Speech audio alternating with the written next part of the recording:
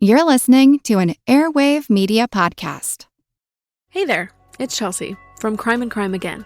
Katie and Nathan wanted me to let you know that this show contains a lot of colorful language, meaning curse words galore. So if that's not really your thing, that's okay. But if it is, you're gonna have a lot of fun. I should also mention that if you listen to true crime, head on over to my show, Crime and Crime Again, where I tell you the lesser-known stories that you may not have heard before. In the meantime, grab a drink and enjoy the show.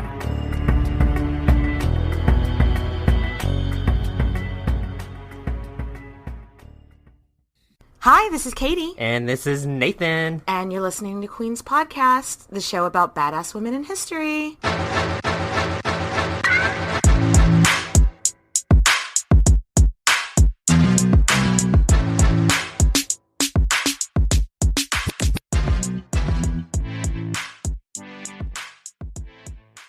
Hey, Nathan.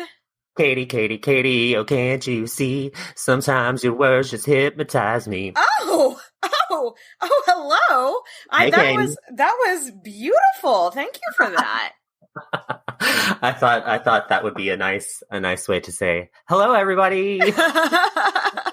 Are you excited, Matilda? Part 3? Yes, I am, because this bitch has so much drama. So much drama. And this episode, we're going to pack in all the drama and we're going to wrap things up. And, this woman's legacy. This is the peak of the drama, this episode. There's just some crazy, weird stuff that goes on. Yes. So, Nathan, tell us where we left off with Empress Matilda.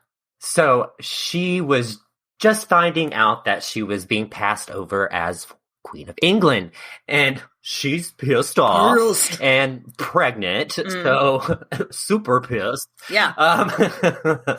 Swollen and everything. Just chilling in Normandy, being left out, being stuck. A she woman can't in go history. Anywhere. Yeah, she's a woman in history. She's pregnant. She's stuck. She's basically ball and chain, uterus to Normandy. Yeah. Yes. Being a woman in history is just so fucking annoying. Uh-huh. Yeah. But before we dive in, we've got a few Patreon shout-outs. Woo! All right. So thank you so much to our Patreon supporters, Samantha, Lisa, and Allison. And also Elizabeth, Katie, Emily, and Emma. Yes, thank you guys. And thank you to all of our Patreon supporters on every level and all of our listeners. We love y'all so much. All right, so let's get into it. Let's get in. Maddie, again, ball and chain, hanging out in Normandy with her husband and her kids. And Avi, she's fuming. Just shooting flames out of the side of her face. Flames from the side of her face. She's pissed, yeah. So all these men who had sworn an oath to her, not once, but twice, have just been like, nope, who are you? Just leaving her on red? Matilda what? Yeah. I don't know. Nobody explaining to her what's going on. They're all just I don't know her. They're all Mariah Carey, and she is J-Lo, and they don't know her. I love it. And no one has sent her any explanation or apology. They are just leaving her out altogether. And I hate that for her, The one that I think hurt the most is, remember Matilda's half-brother, Robert of Gloucester? Oh, yeah. He was her right-hand man, super supportive. Yeah, her best friend BFF. At court when she didn't have anybody else. And now he's joined Stephen's side as well. I think that's the one that Matilda really felt the hardest. When she found out her own brother was now supporting her enemy, she felt lonely, she felt deserted, and she might have also had some postpartum depression, Oh, no, for sure. That is probably one of the most undiagnosed in history things that they had at that moment. Totally. So, in July 1136, she gave birth one last time, another boy, so yay. They named him William. So that's 3 boys, Henry, Joffrey, William. Yes. So, and unlike her last pregnancy, it doesn't seem like this one was as conflict. Like the last one nearly killed her. When she had Jeffrey, like it nearly killed her. It doesn't seem like this one was bad. So, yay, I guess. But we have no idea what her husband, where he was for the birth of this baby, because he was at war at the time or very soon after. Actually, everyone in this story is going to be at war for the next 18 years. And it seems like Jeff was like, hey, I'm going to worry about getting us Normandy back. You can go focus on England. So Jeffy Pooh goes fighting in Normandy. Right, because they hadn't just, whenever King Henry I died and Stephen took over, they didn't just lose their claim to England. They lost their claim to Normandy as well. Like you said, Jeff was just like, I'm going to go take this shit, BRB. And Matilda didn't really, he was like, you focus on England, I'll get Normandy, but Matilda was bedridden after, like, you can't just get up and go to war after you've had a baby, you know? Yeah, that's not on the to-do list after giving birth. You might want to, like, recover first. But also, secondly, it's like, how am I supposed to go get England? Because Geoffrey was taking Normandy with his forces from Anjou, where he was, like, the leader of. And it's like, okay, all the Anjou army is in Normandy. She doesn't have an army to go take England with. So how is she even even if she could get out of bed, how is she supposed to go take England? She doesn't have any resources, you know? Yeah, so literally for the next 3 years, Matilda just kind of chills. Just like to sit there, wait to see what's happening, which obviously infuriating. Can you imagine? Because I feel like everything we know about this woman's personality is she was a take action now type of person. Can you imagine just having to, like, sit there? No, thank you. No, thank you. So let's shift gears just a little bit. Let's hop across the pond to England and see what's going on there. So her half-brother, Robert of Gloucester, that she's like, has left her and she's like devastated about. If you need a refresher, he's one of the most powerful guys in England. He's an quote-unquote illegitimate child of the old king. He's been raised in this court. He is rich. He has lots of titles. But on top of everything, he's fucking smart. I think Robert of Gloucester would have made a really good king. But again, his parents weren't married, so. Yeah. Because history is a bag of dicks. Yeah.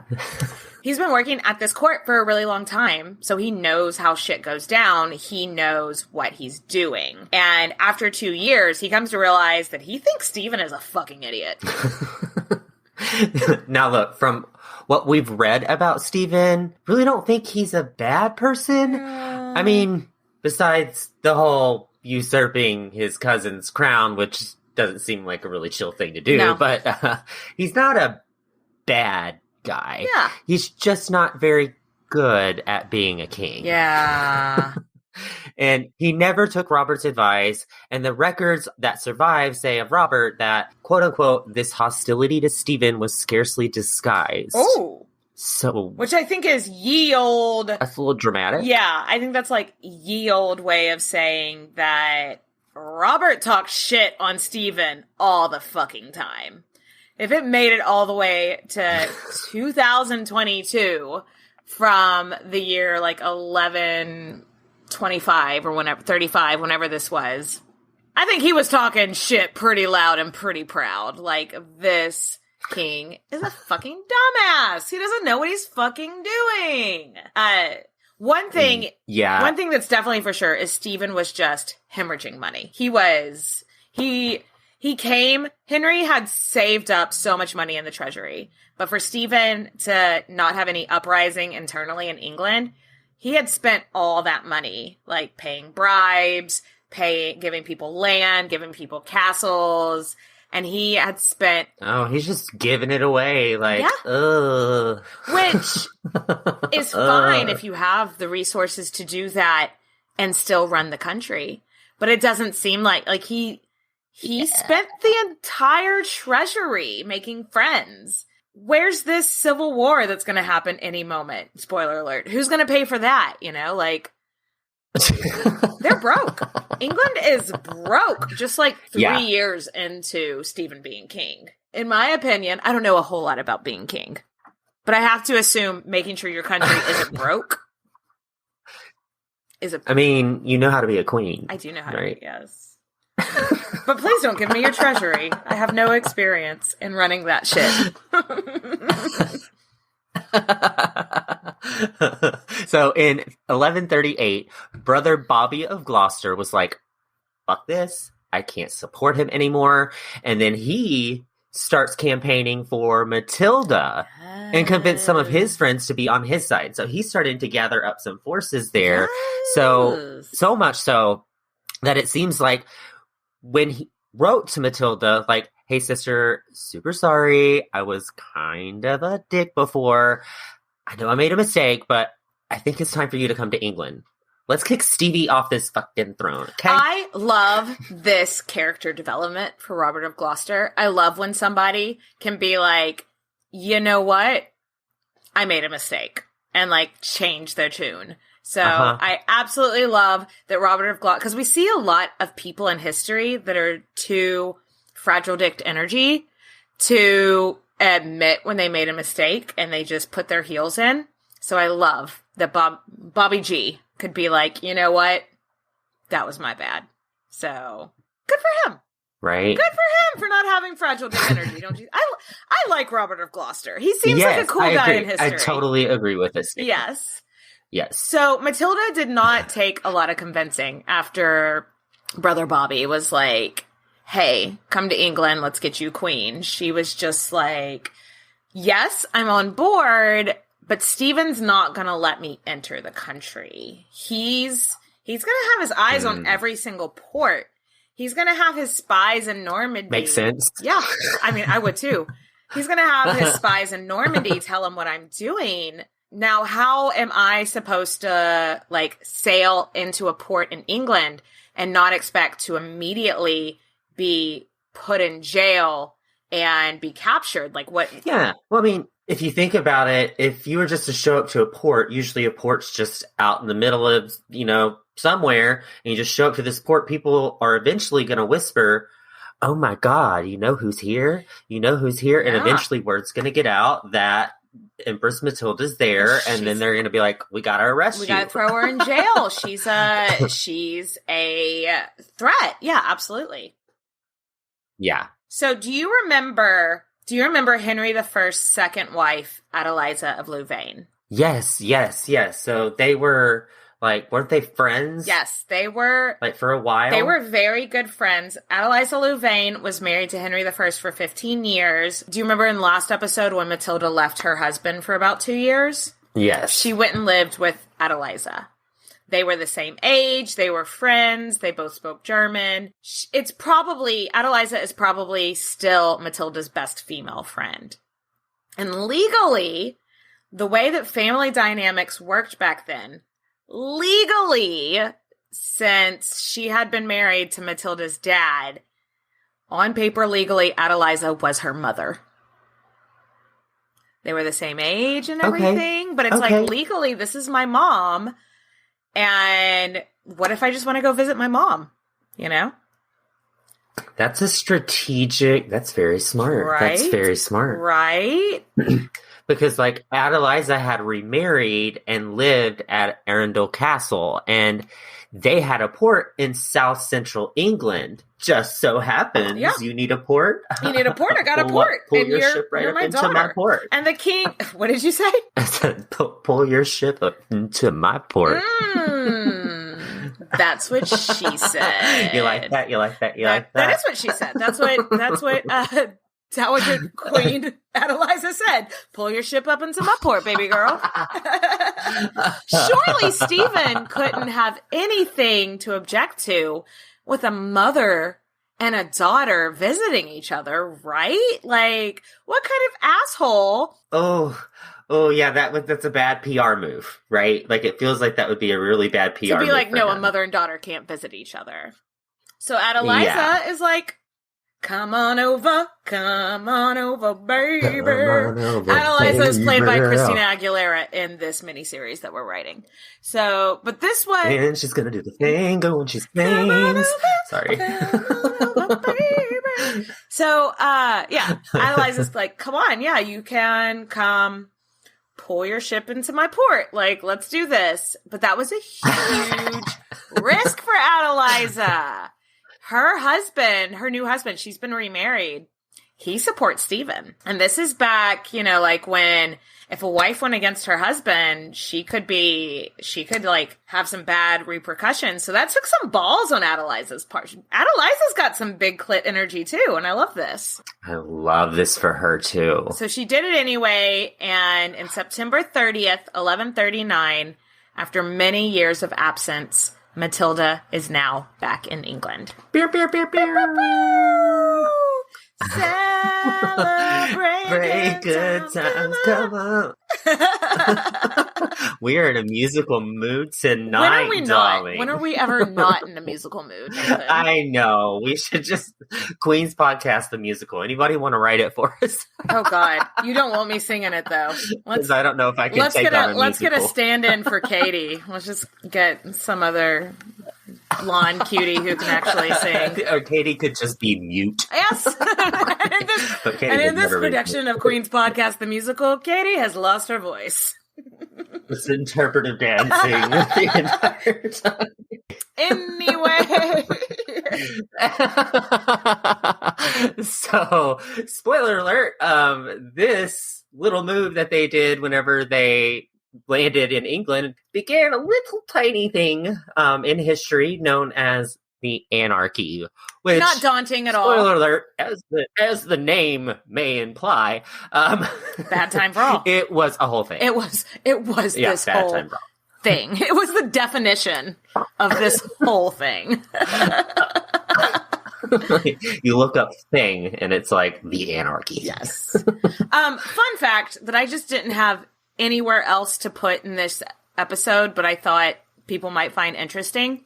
So do you remember how Adeliza was married to Henry I for 15 years? And like the whole reason for them being married is so that she would have a baby, so that he would have a new legitimate prince. Remember how that was like the whole thing? Yeah. And then she never did, so everyone just assumed Adeliza was barren. She remarried a handful of years after Henry died, and they had 7 kids in 10 years. What? So she was not the problem there. It's raining babies. Hallelujah. It's raining babies. 100%. It was raining babies up in Arendelle because she was having them in 10 years. She had 7 kids. So it's just so interesting to look back and be like, okay, well, she clearly wasn't the problem there. But Henry had like 20 kids. So maybe, I don't know if maybe their parts just didn't fit together. Like, I don't know. Oh. People that know more about fertility than me, let me know. If it doesn't fit, you must acquit. If it doesn't, okay. If the dick don't fit, you must acquit. There we go. New merch idea. What kind of merch can we put that on? If the dick don't fit, you must acquit. I can't imagine why anybody would ever give us poor ratings for dumb jokes. Can't imagine. Language. No idea why people do that. Anyway. So, Stephen finds out that Matilda is at England and staying with the former queen, and he's just like, what the fuck, y'all? Mm-hmm. Most other kings would have just, like, attacked Arendelle Castle, right? Mm-hmm. And Stephen very much has this nice guy complex, and he considered himself very chivalrous and kind of felt like it was beneath him to attack castles of a dowager queen and, take a woman hostage. Again, that bad PR look. Yeah. He's like, you don't think I'm gonna vibe with that. Stephen was very much had a nice guy complex going on to his detriment. Which, again, like we were saying earlier, I don't think he was a bad guy, but I don't think he really had you kind of have to have a little bit of ruthlessness to be a ruler in this time. So I feel like Stephen had... Yeah, you did. Stephen had the knowledge of the people and the knowledge of the culture that was needed. And then Matilda had the ruthlessness that was needed. So if only they could have, like, molded into one person. If only... Right. If only it was like they were Targaryens and first cousins got married back then. I guess they could have. I don't know. What? They would have been... So, King Stevie did something that people are still confused about to this day. He was like, hey, Matilda, you can't stay here with the Dowager Queen. Like, you're putting her in danger by just being here, and I can't have that. So what I'm going to do is that I'm going to have some of my strongest, most powerful knights escort you to your brother Robert's house. And Matilda is just like, oh. What? What? Like, okay, let me get this straight. Yeah, she's like, wait, hold on a second. You're not going to attack this castle. You're not going to try to take me hostage. And you're going to basically give me a free Uber ride to my brother's place, luxury edition. Okay? And it's going to come with champagne and cheese and crackers. Preferably. And no getting kidnapped, no getting assassinated. You are for free. Giving me a secret service. Yeah. Uber You're not going to XL. hit me in the back of the head with a club. Yes, absolutely. And she's like, no assassinations. Okay. I mean, like I said, to this day, historians are still like, what was he doing? I mean, I think it was just really, he was like, I think he didn't have the foresight to know what was going to happen. And he was like, you got to be nice to ladies. Yeah. I mean, that's a lot better than we can say about some other men in history. Ooh. So her brother Robert, who King Stephen is giving her a private escort to go see, is raising an army. And everyone knew he was raising an army. Oh God! Anyone else in history would have taken Matilda hostage, but instead, the following week, she said goodbye to Adeliza and headed to her brother's place, and this would be the start of a civil war, basically. Oh God! Yeah, not another. No, we don't go into battles that much because. No. They're just bloody and sad and depressing and talk about how lots of people are killed. And you know what? There are so many podcasts out there that cover like every battle. And so if you do want to know about the strategic battle things that happened during the Anarchy, I'm sure there are other podcasts that have deep dives into it. That's not why people come to the Queen's podcast, I don't think. No, not at all. But one thing that's different is that this is a civil war with like all these emotions going on. Like these sides are both out for blood. Yes. There's no chivalry. There's no like, we're talking about people are like killing commoners and normal people. This isn't what a normal, like what we would call battles today, where it's like these, oh, let me set up a camp here and we'll go here and fight this army here. This is like, hey, let's go burn down a town and kill everybody. Yes, like today we would call this war crimes. Like it was like there would be lords switching sides all the time. So first thing you need to know about the Anarchy is that there is hardly ever one house, one duke, one like earl or whatever that stayed on one side throughout the entire thing. They were always switching sides. Yeah, like you said, we say that it's like there was a bunch of quote unquote battles. But what we mean by that is that like one duke would like wake up one morning and be like, that other duke needs to pay. And instead of going and fighting him, he would go find some lands that duke owned that had farmers on it and burn the farmers' crops. And then burn down the farmer's house. And then slaughter all the farmer's animals as a way to pay back this duke. And it's like, but what you're actually doing is killing all these people and these people's livelihoods. And you know what? These farmers and these blacksmiths and these fishermen, it doesn't make a difference in their day-to-day life who's king, who's queen. So the people who were really paying are these everyday people. And to me, that is so, so, so sad. And shame on both sides for that shit, you know? Yeah, totally. Like, it is a horrible, like, it's just so ancient too. It's like they didn't have the wherewithal to be like, no, let's plan out all these things. It's just like, hey, let's just kill them all. Yay. It was like such a guttural response to each other. It wasn't I feel like it just has a little bit different than other civil wars we've talked about on this show. To put it in modern terms, there was no chill. Zero chill. Yeah.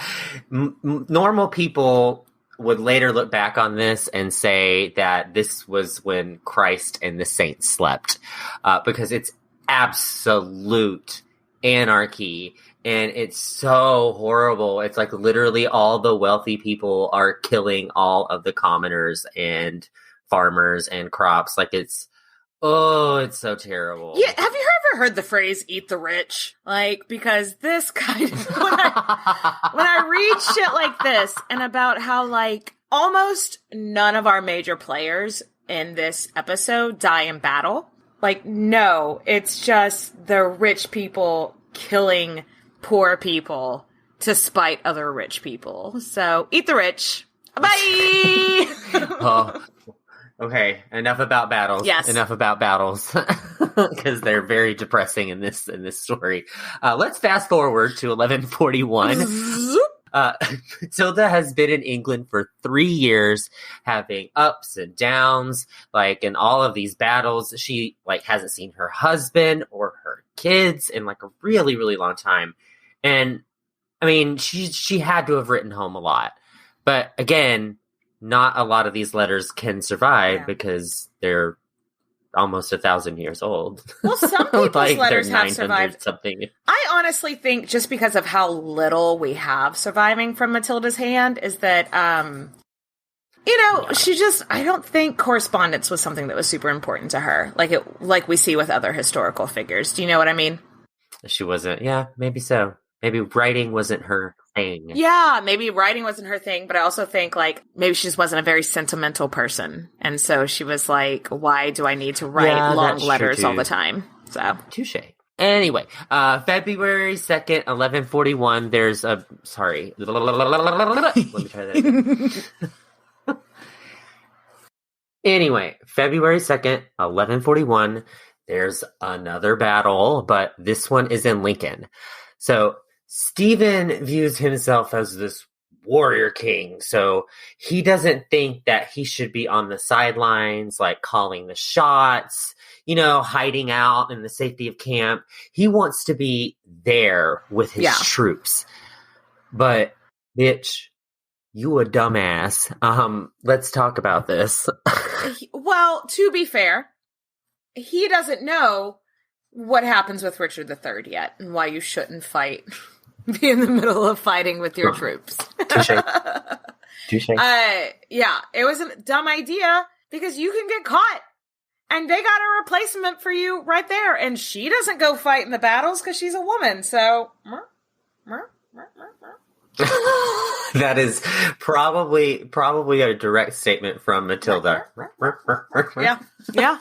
And bitch gets caught by Robert of Gloucester, which is... Yay! Our boy Robert. Yeah, take him up for the Robert. And y'all, somebody hopped on the phone with Empress Matilda so fast. He was like, we got Stephen. What do you want us to do with him? And she's like, come on over, baby. Which means, like, bring him here.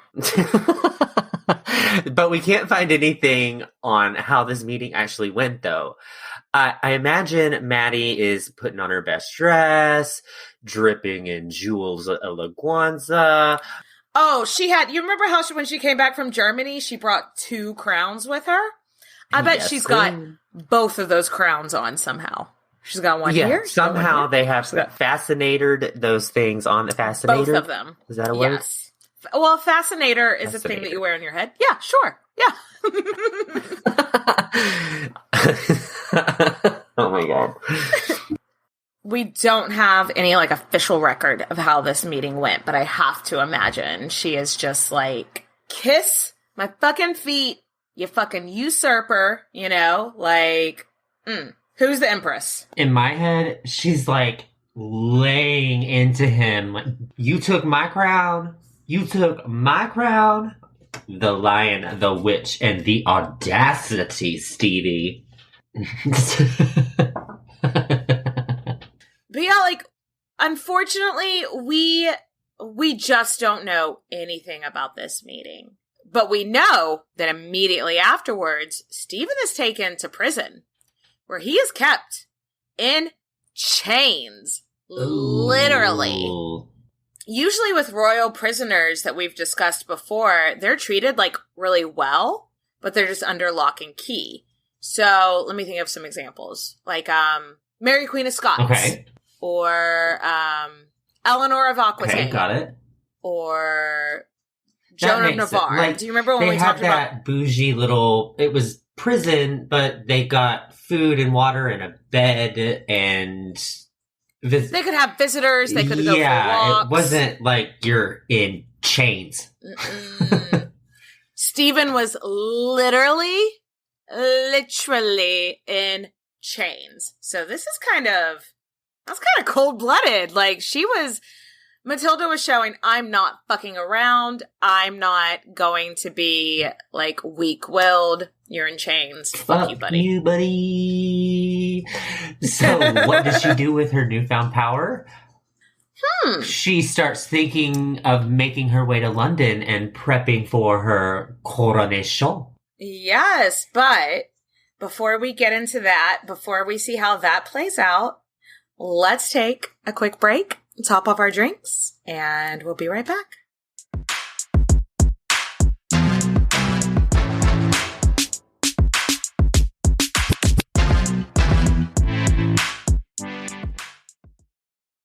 And we're back. So, Nathan, what were you saying that Matilda does next? What's her she's next step? getting crowned, honey, and they are making it official. Yes. Like, we really didn't dive into it last episode, but London did not like her and did not know her. I'm just gonna say it up front. They just, who's she? We don't know her. She can't sit with us. Again, London is Mariah Carey, and she is Jennifer Lopez. And they're like, we don't know her. And they had heard rumors that, okay, this woman that's coming to be queen, when we talked about in the last episode, how she was a bit hoity-toity. She was a little bit snobby. But that's how she was raised. She was raised to think that she was better than everybody. She hardly spoke English. And they're like, what, is she going to come up here and make us all speak German or French? Like, who even is this woman? And dear listeners, we really do wish that we could tell you that she changed their minds with her charm. We wish we could tell you that she strolled into London with all these gifts and just went on this PR tour that made everyone just fall in love with her. But no. Oh, dear listeners, we're so sorry to tell you that is the opposite of what happened. She came into London with revenge on her mind. She is giving me, not as tough, but still, she is giving me a bit of Daenerys, like, third to last episode of Game of Thrones vibes. She is just like revenge. Like, y'all supported this usurper. You're gonna regret that shit.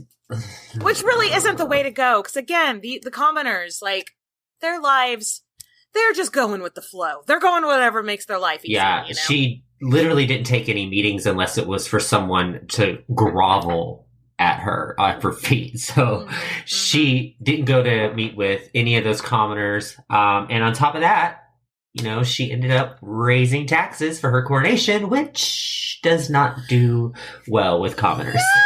Yes!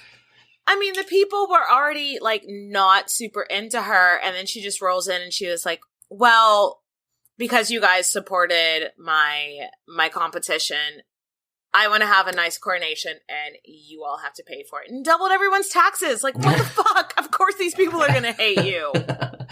Yeah, they need, like, Kris Jenner as their PR reps.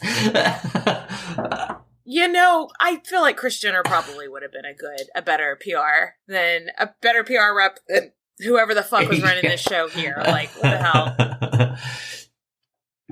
We love a hard-headed queen, but this girl did not know what she was doing. Yeah, and I don't feel like she's really to blame here, though, because, like, right, she's not really prepped for this job. She's not really, like, all these people already hate her, so it's just not, she's not trained for this. And we talked about this in the last episode, like when her dad named her heir, he should have dropped her into Queen of England Training 101. But instead, what he did was send her to Anjou. You know, like, what the fuck is she going to do there? So these people don't know her. She doesn't know them. And it was just a recipe for disaster. And now, Matilda of Boulogne has entered the chat. Oh gosh. Another Matilda. Yes, so we got another Matilda on our hands. But if you remember, she is Stephen's wife. Okay. She is also Empress Matilda's first cousin. Okay. So, yeah. I feel like we need to give her a nickname, though, because like you said, it's another Matilda. Blah. And so our girl, Empress Matilda, is Maddie. So what do you think about calling Queen Matilda Tilda? How do you feel about that? Okay. We can do that. Okay. Oh, so Tilda has raised an army, and the people of London are obsessed with her. Because unlike Maddie, Tilda has been a presence in their lives for like these last few years, and the people like really loved her. She's everything that Maddie wasn't. She's warm, she's affectionate. The people knew her. So that was another huge leg up that she had over our girl Maddie. She's not sobbing. Yeah, exactly. And she wasn't like trying to run the country and be all big and mighty. So it came across much more acceptable to like the population. Yeah, because like in the general population's mind, running the country was a man's job. So you might say, okay, but isn't raising an army a man's job as well? Yes, but she was doing it in the name of her husband, not herself. So people looked at it like she is such a dedicated wife. Misogyny. Misogyny! It doesn't make sense, but that was the medieval way of thinking. If you're raising an army for yourself, horrible woman, bad at being a woman. If you're doing it in the name of your husband, yes, keep going. I mean, I think that kept on going until like the 1950s, until they started burning bras. You know, but honestly, when you boil it down, I think it was just more that all in all, Tilda was more likable, you know? And it just came down to that, which, if a man was doing any of the things that Maddie was doing, everybody would have been like, strong leader. Yep, that's exactly what would have happened. Man of his convictions, but because she was a woman. Yeah. And we would love to cover Tilda someday because she's super duper fascinating. But just like we do with Henry VIII's wives, we really don't want to talk about that wife before or after kind of thing. The competition. Yeah, because we're afraid of their ghosts. We don't want to be haunted by any of these spirits that may be still upset. We'll give her own episode, either here or on Patreon someday. Yes. But what you do need to know is that Tilda did hire Kris Jenner, so I did spoil it for you a little bit earlier. Kris Jenner is on the Tilda PR and game. She's, running this campaign laps around Maddie. So it's just terrible. And quietly, these dudes that are, been on Maddie's side the whole time are like Homer in the bushes that kind of like disappears. Just backing up into the bush, disappearing. It didn't happen all at once, but eventually, her inner circle was like, just eventually one day she looks around and she's like, shit, where'd everybody go? And then, wait, there's some more drama for you, mama, because this is the shit that Hollywood should be knocking each other over to recreate. So hold on to your butts. I cannot believe, just based on this next few minutes of content alone, that this woman doesn't have her own movie or her own miniseries. I know she's featured in some miniseries, but it's not like where she's the star, because this shit is dramatic. Like, the day before her coronation, the day before she is finally going to see, like, her entire dreams come true, Matilda and her inner circle, they're in London, and they're getting ready for dinner. And then the bells. The bells in the town start ringing. Oh, shit. This is Game of Thrones, Game of Thrones, Game of Thrones, Game of Thrones. It gives me such Game of Thrones vibes. Like, another time where Game of Thrones is inspired by real history, I think. Spoiler alert, if you haven't made it to season 8 of Game of Thrones, it's been out for 2 years. What are you doing? But remember that, like, that was it the second to last episode, the third to last episode? The one that everybody hated? The one that everyone hated, titled The Bells. Well, Maddie is, like, getting ready for dinner, and she hears the bells in the town. And because, again, she hasn't grown up in England, she doesn't know what that means. And, like, one of her bishops is like, it means the Londoners are revolting. Ooh. They are about to storm the castle. They want to take you prisoner. You need to get the fuck out because it is quite serious. Oh my gosh. Could you imagine? You just hear bells and people are like, so you're gonna die. People would very much like to kill you right now. So our advice, Kris Jenner is up there being like, we should really, like, take this party somewhere else. Like, let's get out of here. And they did.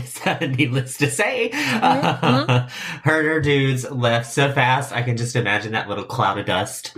All the food is still, like, hot on the table and everything just kind of poof, and they just kind of run away. I think that is such an interesting detail that has survived through history. Because, like, we don't have a whole lot of letters that survive from her or anything, but we have this one interesting detail that the food was still hot on the table, untouched, when everyone got the fuck out. So that's how quick how quick it was that, like, everything was fine, and then it was not fine. Yeah, because it would have even had to have been, like, right before dinner was served, too. Like, because, halfway through dinner, the dinner gets cold.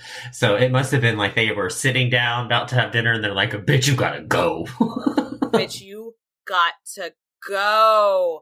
And they rode. They got on their horses as fast as they could, nonstop, from London to Oxford. So I put this into Yield Google Maps. If you're driving from London to Oxford, that's about an hour and a half. Okay. If you're taking a bike, it's about 6 hours. So I imagine riding horses is somewhere in the middle. So maybe like 4.5 hours, something like that. But they're going as fast as they can, completely unprepared, on a horse, literally fleeing with just the clothes on their back and, like, whatever they could, like, grab and stick in the saddle of the horse or whatever. Like, can you imagine that drama, Nathan? Oh, it's literally like, your life is in danger. You're thinking people are chasing you because they probably are. They probably were, yeah. And you're going full speed ahead. And you have to imagine, so for Matilda, she's not trained to ride on horseback or anything like that. She's not trained for battle riding, where you're going full force, full speed ahead. And that's a lot of work on your body because you're literally, like, having to use your whole entire muscles to keep going. So she literally passes out, like, during the ride. And her dudes have to construct this whole trailer basically to put her on it and carry her behind. Oh my gosh. I just need that in life in general, to have some guys pull me in a trailer with a mimosa with a horse. But this was not like that. This was terrible. No. And they're, like, having to still, like, keep up the pace. Because it's literally people are chasing them to kill them or imprison them. She gets to Oxford and she is in bad shape. Physically, mentally. Also TMI, but this is just something that I thought about. So women riding horses back then, women didn't wear pants like the men did. Okay. So she's riding this horse in this dress.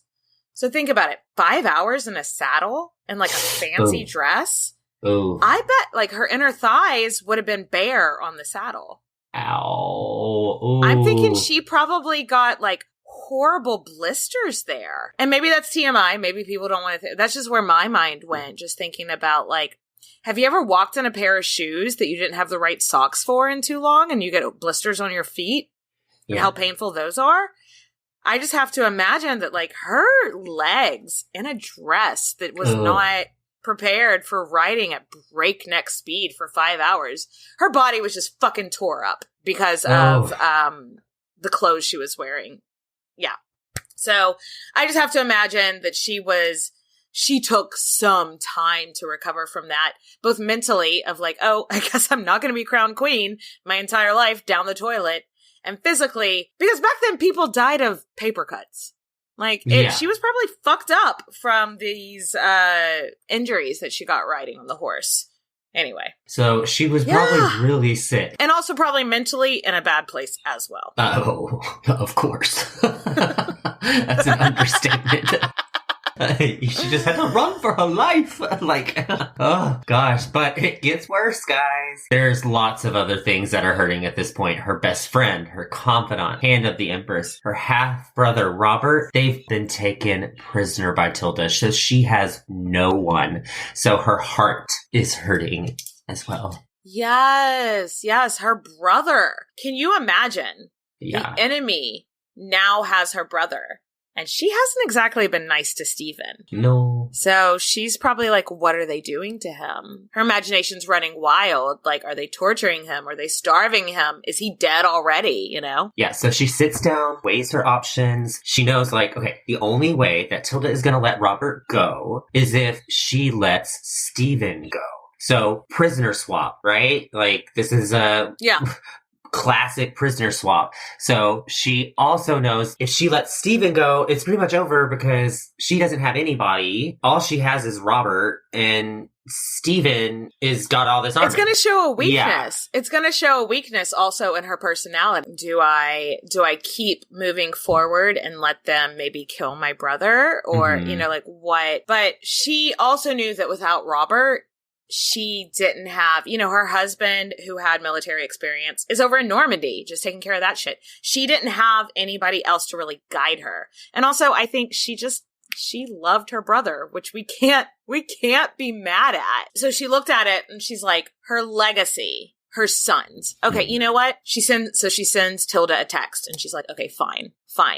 I'm going to let Stephen go. You let Robert go. And so each prisoner was released, and they went each to be with their respective Matildas. Yeah, and you might think that was the end of it, but they all laid down their weapons and ended this war, and everything was happy, and butterflies and rainbows and unicorns were jumping in the sky. Nope. Stephen was pissed, and he is over this idea that, okay, I don't have to fight women. Okay, whatever. Nope. His arms immediately lay siege on the town Matilda and her people were held up in, so she's in danger. And this is a round 2 of drama. Let's set the stage, though. Back then, Oxford was a town, had walls around it. You see a lot of medieval towns that have walls around them. Mm-hmm. And so Stephen's forces start attacking, and they close the gates. You can't get into the town. We've got walls around it. And the army is like, we got time. We can wait. You're going to eventually run out of food. And guess what? Winter is coming. Ooh, Game of Thrones. Matilda and her... Game of Thrones again. And Matilda and her crew were held up for like 2 or 3 months in Oxford, just being like, it's fine. Oh my gosh, I would be terrified. But by January 1142, just a month before Matilda's 40th birthday, things got even bleaker. It was apparently... Because winter did come. Winter was coming. And there was a blizzard. It was cold. And it was bad. It was bad. So supposedly, you literally could not see anything through the sleet and snow. Like, it was just... white. It was like a record-setting blizzard. White out. Yes. So she was like, these people are starving. Everything's going wrong. Maybe this is like a bad omen too, maybe in her head. She's like, I gotta get out of this place. I gotta go. I gotta get out of here. I mean, can you imagine that guilt though? Like the entire town of Oxford is starving because they're defending you. Because you're this one person, where there's these hundreds of people that live in this town, and they're suffering just because of you. Isn't that horrible? That's so sad. Yeah, I think it weighed on her conscience a little bit. Once again, they did a Hollywood wet dream scene. Okay, let me set the stage. Story goes that Matilda and 3 of her strongest dudes in her army, they put on their heaviest coats, they put on, like, everything that's going to keep them warm, and then they went around the entire town, and they collected anything white that they could put on. So bed sheets that were white. Let me have them. That looks like a white sheep. Shear it. Give me its, what's it called? Fur? Coat? Whatever.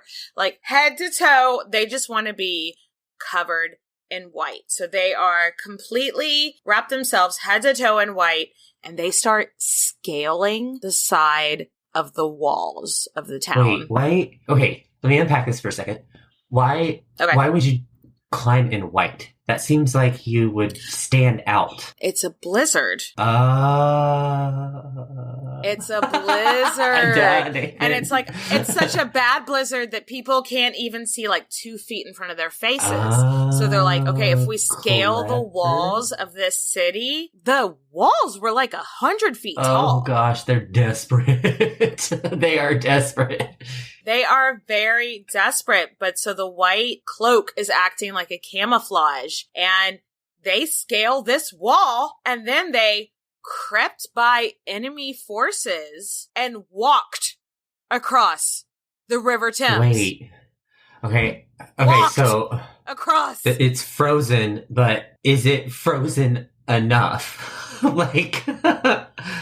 Frozen enough for them to take that chance. Oh, that's so scary to me. Like, they just had to gamble. I know, you know what?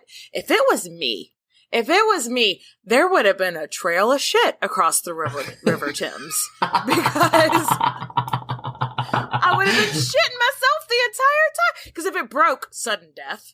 Oh, yeah. But, like, what other options? What other options did they have? I'd be right there next to you just peeing. just piss myself. Also, yeah, it would be terrible. Trail. So first they scale the walls, and then they just sneak past the enemy, and then they cross a river on foot. That is such big clit energy. Also, that it would make such a good movie. How is this not a movie? Do you know what I mean? Well, I think Game of Thrones is trying to make it into an entire series. Let's see if they put this part in it, though. Like, yeah. 2 days after that, like, they are traveling. 2 days. Let's get this. It's a little more friendly after that. They get on more friendly grounds. It's this place called Devizes. Nailed it. Castle. Nailed it. And that's where she would just, like, chill for, like, the next 6 years. I feel like, so the war went on a little bit, but I feel like after Matilda's barely escaped from death, she had lost the fight a little bit. Yeah. Do you know what I mean? Yeah, like, for sure. It was sort of like, I think she was realizing, you know what? I may never be queen. Stephen won. What's the point? She's just sort of like, she's wind dead. Is out of her sails. She's dead inside. She's dead inside at this point. She's tired. Yeah, she's just like, I'm over it. She's fucking tired. But then, so her brother Robert went to visit Normandy and came back with a surprise. Drum roll, please, Nathan. Ding. It was her oldest son, Henry. She hadn't seen him in like 10 years. Oh my gosh. He was little, and now he's like a teenager. I bet that was like, she got a renewed sense of purpose, right? She was like, yes, my son's here, and her heart just lightened up and was like, oh my gosh, I haven't seen you in so long, and now I have the will to live again, basically, because I felt so terrible before. I remember what I was fighting for. Yep, that's the truth. It's the truth. She realized, okay, you know what? Maybe I'm never going to be queen, but my son could still be king. And so I'm going to take note of everything I did wrong, and I'm going to try to make that right and make my son a good king for England. She's got, again, a renewed sense of purpose. Like, okay, I have my heir. So Henry is doing the exact opposite and going out and making sure to learn the local customs and speak to the commoners and, you know, making sure that again, Kris Jenner is on his PR team, and everybody knows who he is, and he's so popular. He's introduced to like all the famous lords that he could meet up with. He learned what the normal people were like what would they respond to, what would they want in a king, and what would they hate in a king. So friendly, personable. Imagine that. That kind of helps. I think that's one thing. There's like a nurture versus nature thing that some people just have that friendly gene in them. That I just don't think Matilda had that je ne sais quoi, you know? But I think Henry did. And I think she recognized that Henry did. And that's when she became Henry's Kris Jenner. She learned the ways. She was like, oh, okay, y'all didn't like me, but y'all like him, so let me put him on a publicity tour. You're fired, Kris Jenner. You're fired. I don't need you anymore. It sounds like she's hired. Oh, well, true, but yeah. In a new form. Kris Jenner has been reborn. Into Empress Matilda.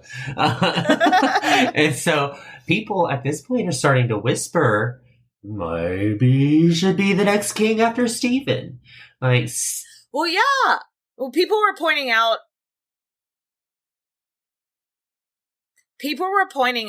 Henry, little baby Henry, reminded everybody so much of his grandfather, Henry I. Like, he walked like him, he talked like him, he looked like him, and so everyone was like, he was a good king.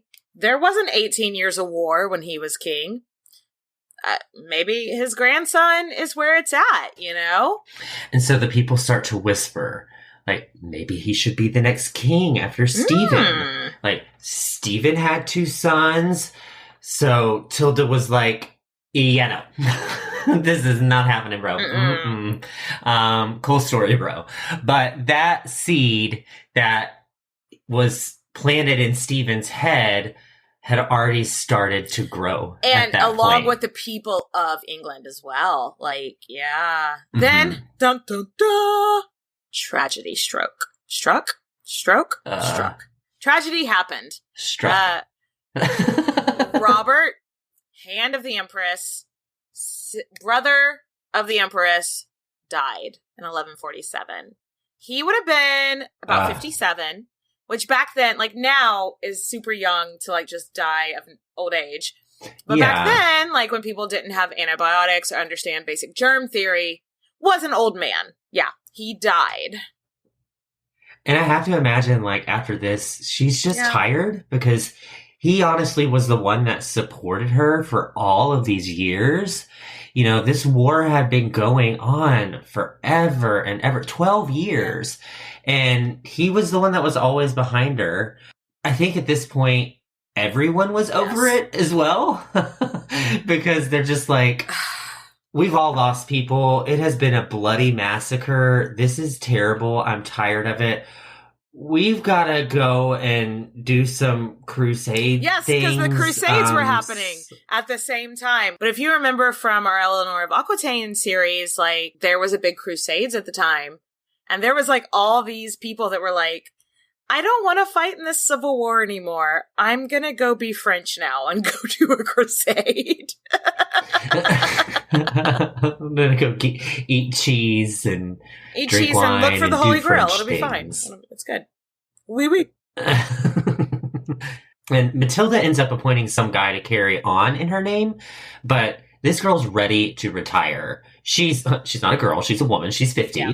Half a century soldiers. And which back then that's, you know, senior, more, you know, older. So she goes back to Normandy then, where now, thanks to her husband, Jeff, is all their lands. So she doesn't have to worry about anybody coming after her to attack her or anything like that. So she can just go be the Duchess of Normandy and run shit there and just not have to worry about being taken hostage and killed, you know?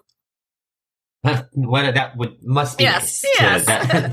Yes. Then Tilda died very suddenly. Yeah. And this is a really interesting parallel because just like how after Robert of Gloucester died, you know, Matilda lost her mojo. After Tilda died, Stephen completely lost his mojo. So it was just like this weird parallel that they had. And, though he still had one living son, this is what's really weird to me too. He ended up declaring Maddie's son Henry as his heir. Henry did become king. And, like we said, we're skimming over a lot of the battle stuff because it's just not particularly interesting to us. But can you imagine if Tilda had been alive? Stephen would have never passed over his own sons and put Matilda's kid as heir. Do you think so, Nathan?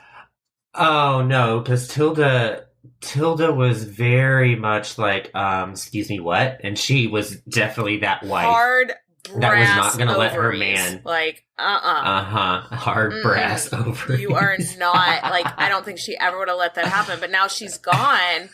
I do think that Stephen was a little bit like, we're just all tired. We just want this to be over, Yeah, and Matilda had returned to Normandy in 1148, which means she hadn't seen her son, like her younger sons, and her husband in 13 years. Years. I know.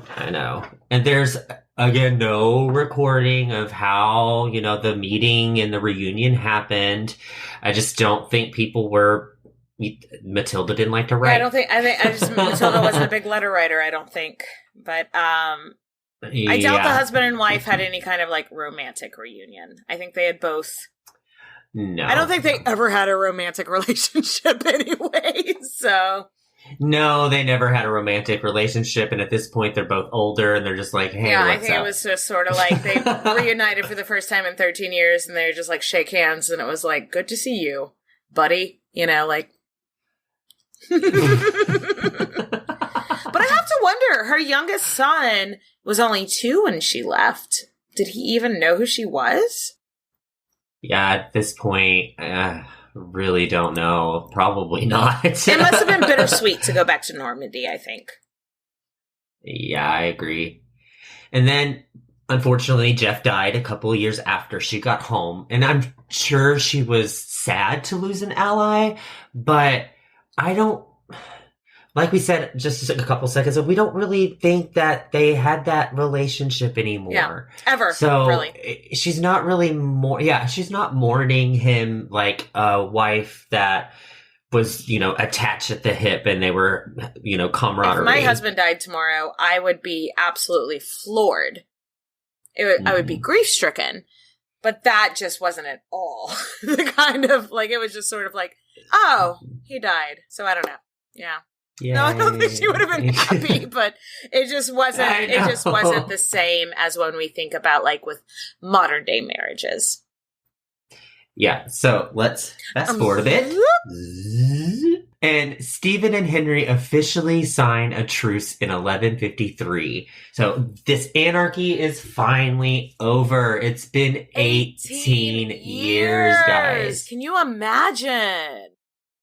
Right after they've signed the truce and everything's over, next year, Stephen dies. So I'm sure everybody in the country, even though Stephen in his lifetime wasn't an unpopular king. He's an unpopular king historically, but in his lifetime people kind of liked him. But I think even everybody in the country, when he died, it was a sigh of relief. Whew, it's over. This guy, okay. Yeah. I personally think that Matilda was just relieved that the whole thing was fucking over. I'm sure she was happy that her son was now king, but more than anything, I think it was just relieved that I don't have to fight anymore. I don't have to, I can just chill and drink wine and yell at people. Cause I do think she was a Karen a little bit. Well, I mean, that's kind of what she did. Yeah. She ended up staying in Normandy, running shit there for the rest of her life. Her youngest son, William, and her formed a really tight bond, which is nice because, she did kind of miss out on those first 13 years of his life. So nice to see that they got that bond in there. And then she really got into church and charity. Yeah. So really cool for her. She also gave Henry political advice. For instance, which, you know, from her track record so far, it's not something that I'd be like, I definitely want to hear about. But one thing that I read, and if you don't know anything about this time in history, this might not make any sense to you. But Nathan, do you remember when we talked about Henry II and Thomas Becket? She actually told her son, Henry II, do not appoint Thomas Becket as a bishop. Pointing your friends to these kind of titles is a bad idea. And also, I think he's too hard-headed. Ooh, if only Henry would have taken her advice. Right? Yeah. Like, oh my gosh. Yeah. She was literally like, don't do it. Don't do it. He's like, no, I'm going to do it anyway. And then, like, I'm sure she was already dead by the time that everything came to pass. But I'm sure she's looking up from wherever and being like, I told you. I told you. And though she did relax a lot in her late years, people wrote of her as an old lady, as thinking very highly of herself. So even to her last day, she was like, I'm a fucking empress. Y'all are going to treat me like one. Period. Love that. Matilda died in 1167 at the age of 65, and she was buried in Normandy. Her tombstone read, Great by birth, greater by marriage, greatest in her offspring. Here lies Matilda, the daughter, wife, and mother of Henry. Which I take issue with because it is just completely being like, all this woman comes down to is the men in her life. But super annoying. But I think she would have loved that Geoffrey was left out, because when they say the wife made greater by marriage and the wife of Henry, they mean her first husband, Heinrich. Which is, she styled herself Empress Matilda after being his wife her whole life. So even though I hate the misogyny of that, I think she would love that they left out Geoffrey. Yeah, right. So let's raise a glass to our badass empress. What a life. What a life. Clink. Cheers, bitches. I love how we still clink it through the Zoom. Even over Zoom, let's clink it. Thanks for listening, guys. Yeah, if you want to hear something, just email us at queenshistorypodcast@gmail.com. And follow us on social media platforms like Facebook, Instagram, Twitter. We have a really great Facebook discussion group. We'd love to see you over there, too. And if you're so inclined, we do have a Patreon account if you need more Queens content in your life. Yes. Thanks for listening, bitches. Cheers, bitches!